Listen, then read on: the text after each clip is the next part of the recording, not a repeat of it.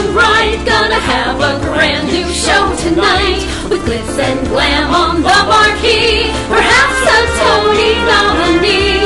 Stars beam brightly, see them glow. Sell out nightly, SRO. It's time to applaud the Broadway Beat.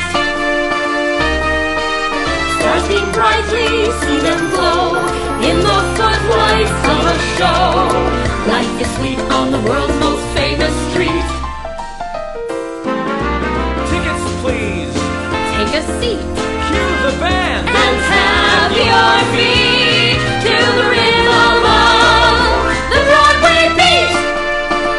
The Broadway Beat. Broadway Beat.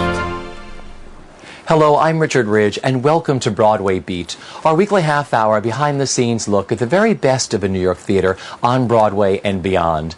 This week we have a very special show in store for you. We dedicate the entire program to highlights from a recent panel discussion that I moderated at Sardi's for the Drama Desk entitled Dancing on Broadway, The Art and Staging. It featured some of the finest director-choreographers and stars working on Broadway. They were Casey Nicholaw, the director-choreographer of The Drowsy Chaperone, his star Sutton Foster; John Lloyd Young, the breakout star of Jersey Boys, with his choreographer Sergio Trujillo; Kathleen Marshall, the director-choreographer of The Pajama Game, her star Kelly O'Hara; and Jonathan Pryce, who has just taken over the role of Lawrence Jameson in the hit Broadway musical Dirty Rotten Scoundrels. Now, the Drama Desk was founded in 1949 as a group of editors and writers covering the theater, and in 1955 they created the Drama Desk Awards, which are given yearly for outstanding excellence on Broadway, off-Broadway, and off-Broadway. So, we're here to celebrate the art of Broadway dancing, musical staging, and the performers who transfix the audience 8 times a week. The late, great Bob Fosse said, there are only about 12 dance steps. It's what we do as choreographers to make them different and unique. Some of the topics that we're going to address today are how the choreographers approach their work. For the performers, the challenges of sustaining 8 shows a week, and specifically for Jonathan Pryce, what it's like stepping into a long-running show that is already up and running and making it your own. So I want to start with Kathleen Marshall and the choreographers with something that you said. Choreography is an apprenticeship art. Why is that? I don't think there's any choreographer, as you sort of just talking about Casey and Sergio, I don't think there's any choreographer who wasn't a dancer first. Oh, sorry. I think that every choreographer was a dancer first. That you start off, as a dancer, and that, especially in musical theater, most choreographers were in the chorus, were gypsies, who then maybe became the dance captain, maybe became an assistant or an associate choreographer, and basically you sort of work your way up to being a choreographer, and then or eventually you may be a director choreographer. And I think that that's a natural progression. I started off assisting my brother, and he assisted Graziella Danielle, and she assisted Bob Fosse, and Rob Ashford assisted me, and so it really is kind of there's a sort of string of connections between choreographers, I think. And as I look at this panel, I see 6 degrees of separation, because most of you have worked with each other or for each other. Yeah, it's like a half degree of separation. I mean, we did. I first met Sergio, I think, the national tour of Kiss the Spider Woman. That my brother choreographed, and I assisted him, and Rob Ashford was the dance captain, and Sergio was in. I think we first met, I think, on Victoria, that my brother choreographed, and I started off as his assistant, and then I started going off into things of my own. And then Casey and I worked together again on Seussical, and we've, it's just, we've done so many the connections between all of us. Kelly was in Follies, and then took over and became the young Blythe Danner in Follies, and so all it's amazing how we connect with everybody. You all have vocally, physically, and emotionally demanding roles. How do you do what you do 8 times a week? What are your secrets and your preparation to do a show? I think it becomes, sometimes I almost say it's like being an athlete, because not always, but if you're doing an 8-show-a-week kind of thing, you have to, I get up, I exercise. It's the same kind of feeling of wanting your body to be in the right place. I try not to obsess about it too much. I know that a lot of people really stay strict. I try not to think about it that way. I think about it more of a joy, more as keeping my body in shape, eating the right things. I won't have a huge meal before a show. I try not to go out and, party too hard or whatever, you know, because you'll feel it the next day, and you need to be 100%. So I think it actually is a great way to live life, because it does make you take care of yourself, and that's just what I do. I try to keep it simple, but do what other people probably should do, which is just to take care of yourself, eat right, exercise, and stay rested. I'm much the same, except my lying.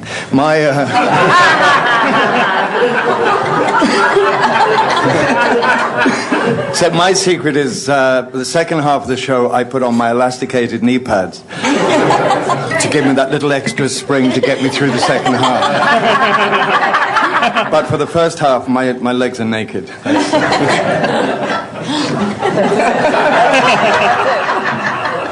Well, I have elasticated knee pads in the second act, too. I don't know if you're telling the truth or not. No, I am telling the truth. I think living a life like an athlete is apt. Just specifically to this role, what's helped me the most is a warm down after the show, a vocal warm down. And I think it's pretty simple to understand why it's so important. If you run 5 miles and then you don't walk a few laps around the track or stretch, you're going to be in bad shape the next day. And so for me, warming down vocally with light vocal exercises until my voice is back into a regular speaking range has kept me going 8 shows a week. It's the most important part of my regimen, and my regimen is very close to Kelly's. Eating well, a lot of sleep, making sure that you don't do anything that abuses your body. But for me, the warm down is really the key to why it works for me. No, I'm in complete agreement. I think in the past I've been a little more obsessive about everything and made myself a little crazy about doing 8 shows a week. And I'm trying with this new role with Drowsy of trying to be a little more chill. But I try to take really good care of my body and my voice, and I do a vocal cool down as well, because I want to be a certain level every night. And so my life, my life outside the theater is about the theater and about just making sure I'm my best, and just trying to take care of myself and use a lot of Purell. Especially this time of year. I know. Anytime anyone's sick, I'm like, Stay away. so it's like a training for a. And in Drowsy Chaperone, I'm doing more physical dancing than I've done in a really long time, and when I found out I was doing the show, I basically just started trying to get back into shape. I went to the gym, I took gymnastics lessons and dance lessons, and just trying so that I could do it 8 times a week. And I'm still figuring it out because we just started, but it's a process, and you just sort of learn as you go. What about stretching? I mean, Jonathan, you do more dancing in the show than I think you probably realized when you first got the script. It's all character-driven stuff in the production numbers that you do. Is there a preparation you do before the show? Is there a stretching or something you do? Because you're so limber on stage. I don't know if I should say this. I don't do anything.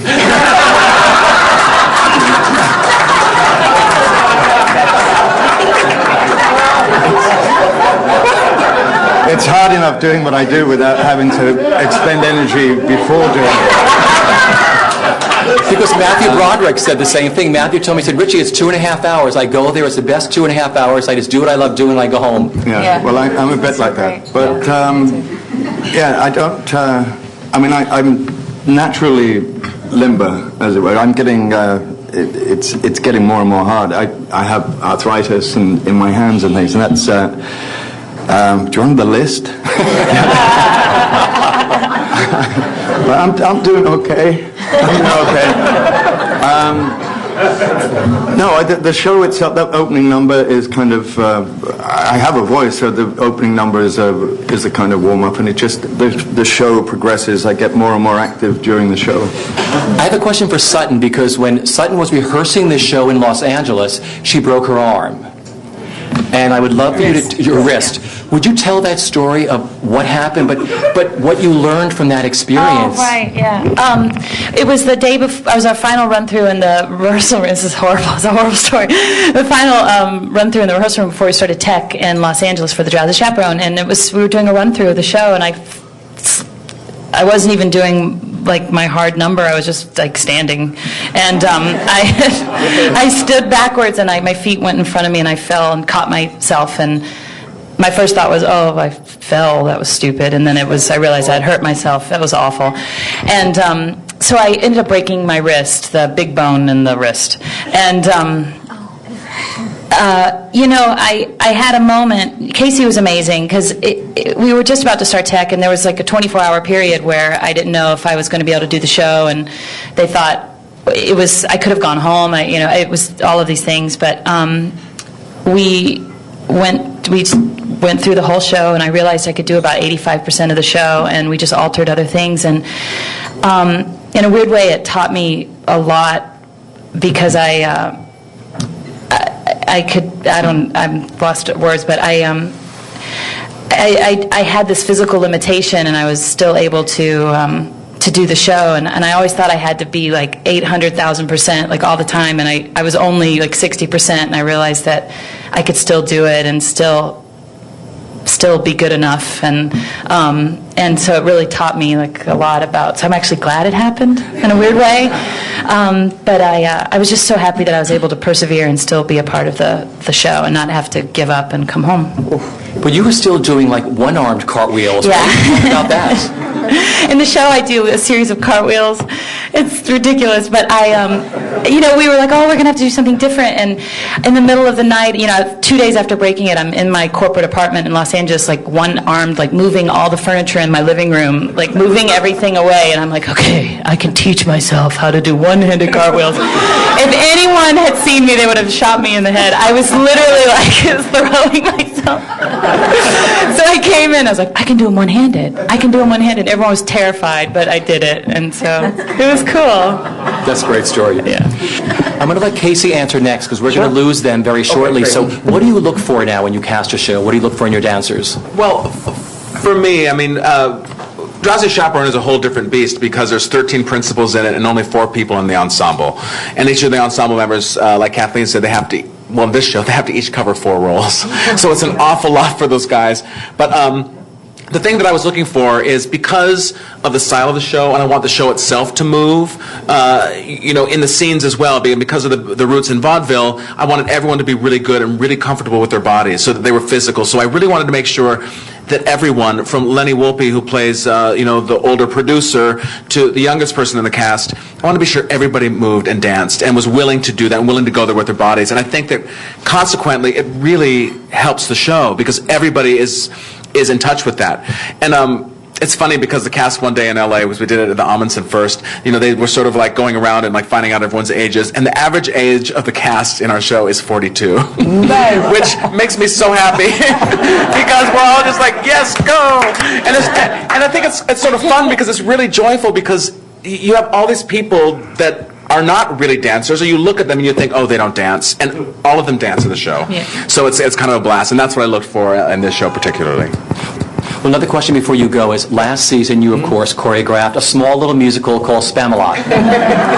It was Mike Nichols' return to New York as a director. How did you get the job, and how did that all come about?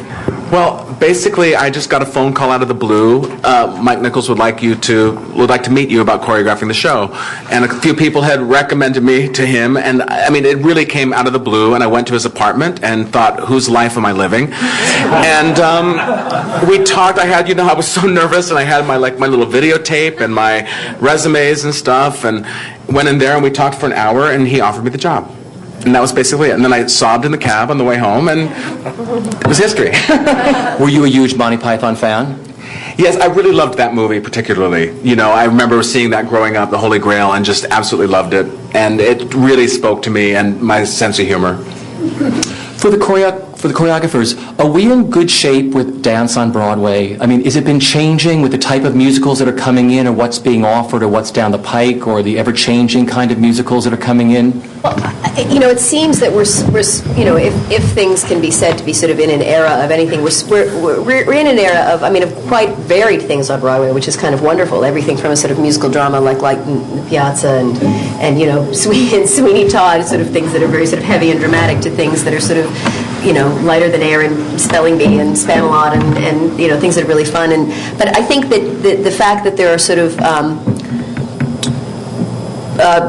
musical comedies, sort of book musical comedies, lend themselves a lot to dance. And I think that for a while there, obviously a few years back, it was a lot of more musical dramas than musical comedies, which don't necessarily lend themselves to dance. So I think, dance follows the music. So when the music is upbeat, when the music is rhythmic, that lends itself to choreography, Sergio, what do you think? I happen to think that we have a great new force of choreographers coming up. Kathleen included. I went to see the show Pajama Game, and I was telling her earlier that there are moments when I go to the theater and I watch other choreographers work, and I think, okay, I respect that. And there are moments where I am incredibly inspired, and I think, wow, that was absolutely magnificent. And so when I look at Kathleen's work, Jerry Mitchell, Rob Ashford, Ron Marshall, Matthew Bourne, I think that we're in good hands, and I think that dance is evolving as theater is evolving. We are dealing with a new genre of musicals, and I think that I feel that as a choreographer, I want to be able to infuse it with my own point of view. I'm lucky to have the opportunity of choreographing The Wiz, which is going to come in next season. I don't know when it's going to come in, I'm sorry. We're doing it at La Jolla next season, being directed by Des McAnuff. And, I want to be able to have the show invite a new audience, a younger audience. I want to be able to create dances that can take all of the information from the past 50 years and music and steps and vocabulary and just create new material in ways that can inspire new people, new choreographers, new directors. So that's what I think about choreography. And what another question for the choreographers. With the audiences wanting a bigger bang for their buck, and they're all come from watching film and television, all of this stuff. Do you walk a fine line of how you combine dramaturgy and the diversion and serving the need of the text, or how do you work on that when you're working on a piece? Do you just serve the material, or do you serve the public? Do you serve the audience that may come in? How do you work? I have to serve the material first, and if you serve the material first, then you're telling a good story. I think that the audience will go with you if you are telling a good story. They will go on the ride. I'm you're a director choreographer. I'm a choreographer, though I see myself in a way that I have to take on the role of the writer when I create the dances. I don't do it for the audiences. I do it for the material and for my entire creative team and fueling the vision of my director. That's I feel that when a number needs to explode, the audience will go with you. If the music is wonderful, if the dance is serving the moment, I think that the audience will go on the ride with you. So I'm the pilot of that particular moment. So sure. I always say don't beat yourself up, because with choreography, it really is, as Sergio says, it's a blank page. You really are sort of a writer, because there's no way to prepare for it. There's no way to do choreography but in the room. You can't, when you're ready to stage a number, you go into rehearsal. It's not like you can read the script, or you can read look at the score ahead of time and have some idea of what you want to do. You don't know what's going to happen until the choreographer says, okay, you're going to start on your left foot and on two. You know what I mean? You don't know what it's going to be. And so a lot of times, you get actors who are get kind of frustrated with themselves because they want to get it right away. And I always say, don't get mad at yourself yourself, and I said, when you go home tonight and you can't remember it, don't worry about it. We'll come back tomorrow and we'll go over it again, because you don't have, it's not like you have a study guide when you go home. It's not like you can look at your, memorizing your lines or memorizing your songs. There's no way to do it but in the room, which is actually, I think, sort of the fun thing about it, is that you create it with and for the people that are going to do it. I mean, I always sort of say, it doesn't count, doesn't matter if I like doing it or how it looks on me. I don't have to do it. It only counts. Does it work for this person, and does it work for the character that this person is playing? When I worked with Bway and Miss Saigon, and he didn't know. Eventually, he knew I could sing, but he didn't know if I could dance. And we had this Big American Dream number yet to choreograph, and he still didn't know if I could dance or not. So he had this idea that he would have a dancer on stage at the same time as me, and I would start a movement, and the dancer would finish it off with this. So we went, and I was thought, it's a bit strange. So we went upstairs to work this out, and I'd go, what's that I smell in the air? And the dancer would go, and eventually I said to Bob, I can do that. And he said, what, you can do that? And I said, yeah, why don't I try and do that? So anyway, so that's what it ended up as, yeah. And I became Bob Avian's dancing queen.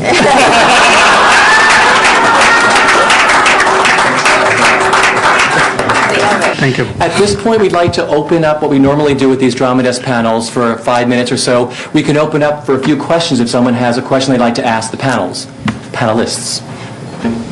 John and Kelly, you're both new to this game, and you're both getting a tremendous amount of attention. Nothing about media attention. I'm talking about fans and just onslaught of people like.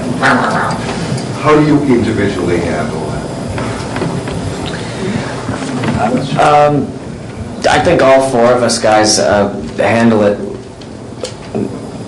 with a lot of joy. I mean, we're playing these working class guys who had nothing and just had a dream of superstardom and achieved it, over a lifespan. But when they were young, they hit with Sherry, and it was a big deal. So we were all unknowns a year ago, and now suddenly we have people our mother's age and younger, all clamoring for our autographs, and we're experiencing what it feels like to break onto the scene as a rock group, because we live that story every day on stage.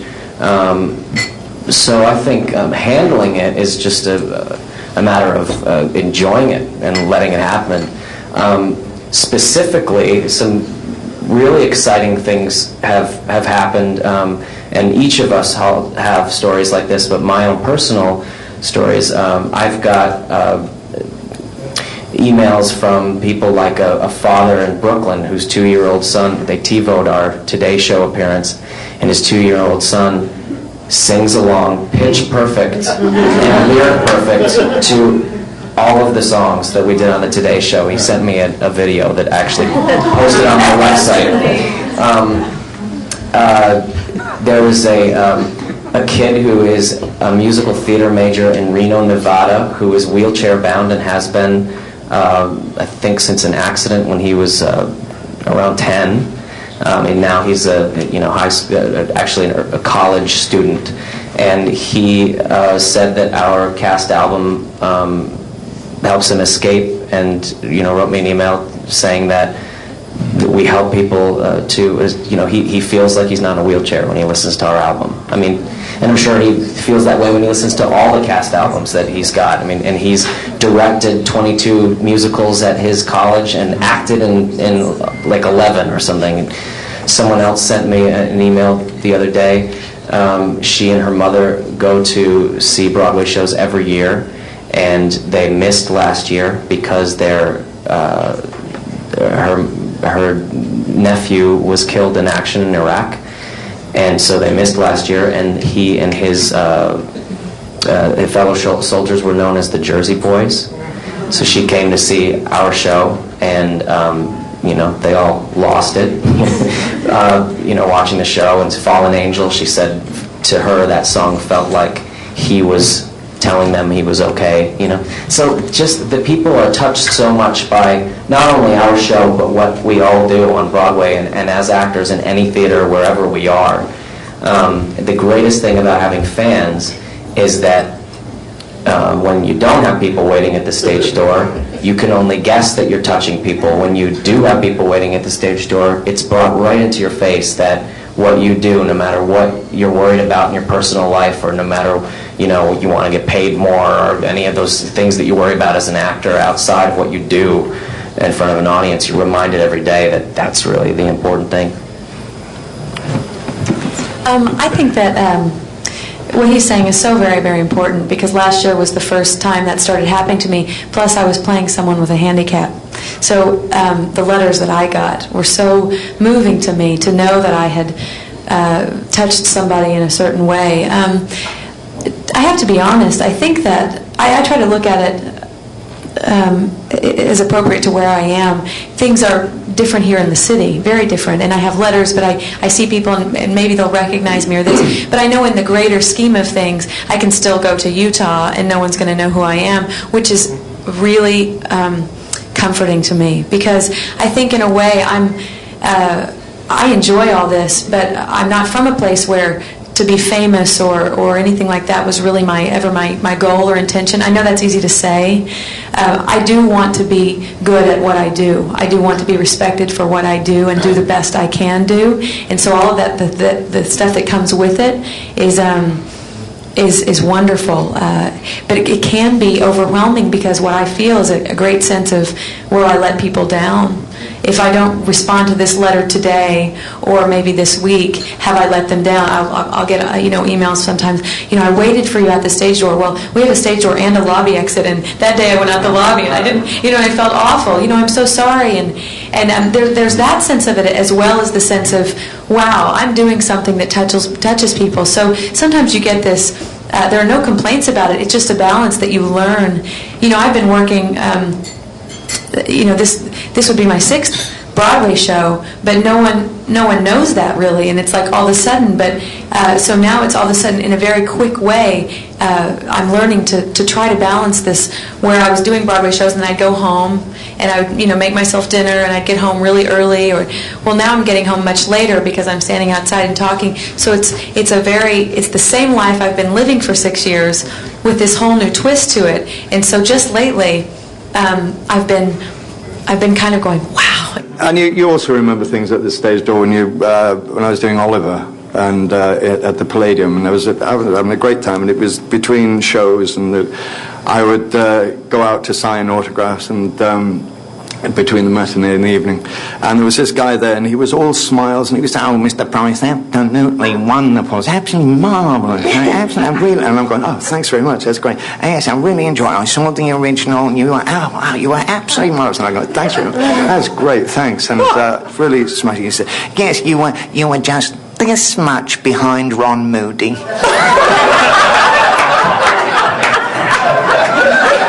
And I'm still smiling, because I'm still high, and he's down the street, and I'm going, "Wait a minute!" Well, this much. That is so great. Well, listen, on this note, I want to thank this illustrious panel.